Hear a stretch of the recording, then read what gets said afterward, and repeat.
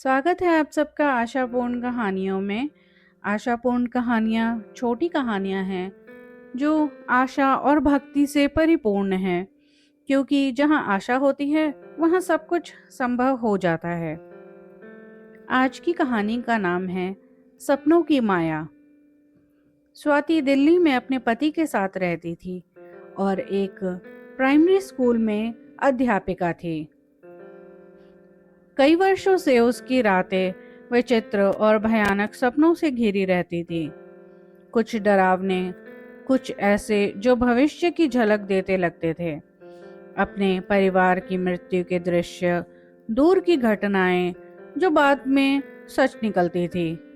नींद उसके लिए शाप बन गई थी। उसने कई बार नींद की गोलियां भी ली, थेरेपी की कोशिश करी, लेकिन डर उसका साथ ही नहीं छोड़ता था। एक रात जब वह सोशल मीडिया पर स्क्रॉल करते करते सो गई, तो उसने खुद को एक अंधेरे कमरे में पाया। वह एक शांत अंधेरे कमरे में पालती मारकर बैठी हुई थी और उसके सामने एक अजनबी पुरुष था। उस अजनबी पुरुष ने स्वाति से कहा, यह सब माया है, यह सब कुछ एक भ्रम है, इसे अपने ऊपर हावी मत होने दो, ध्यान करो। और फिर वह गायब हो गया। स्वाति घबराकर उठ गई। उसने उस आदमी को कभी नहीं देखा था। हमेशा की तरह स्वाति ने उस सपने को बस यूं ही एक बेतुकी कल्पना मानकर टाल दिया।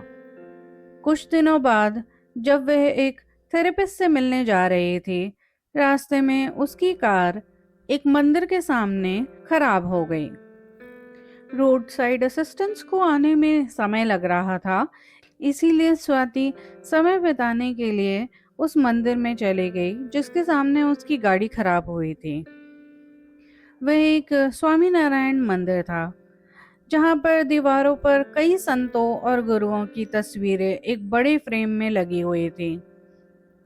और वहां वह था, वही व्यक्ति जो उसके सपनों में दिखाई दिया था।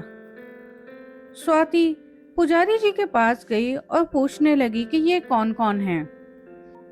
पुजारी जी ने एक एक गुरु का नाम बताया और फिर सहज भाव से ये कहा, ये कभी कभी सपनों में आते हैं जब किसी को सच में मदद की जरूरत होती है।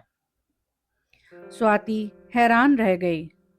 जिस व्यक्ति ने सपने में उसे मार्गदर्शन दिया था वे और कोई नहीं बल्कि प्रमुख स्वामी महाराज थे, भगवान स्वामी नारायण के पांचवें आध्यात्मिक अधिकारी और बाप्स संस्था के गुरु, जिन्होंने अब अपना शरीर त्याग दिया था।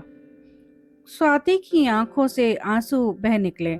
उसे सच में मदद की जरूरत थी और कोई आया भी, ठीक उसी रूप में जिस रूप में वह सुनने को तैयार थी, एक स्वप्न के माध्यम से। उसने थेरेपी तो जारी रखी, लेकिन साथ ही ध्यान भी शुरू किया।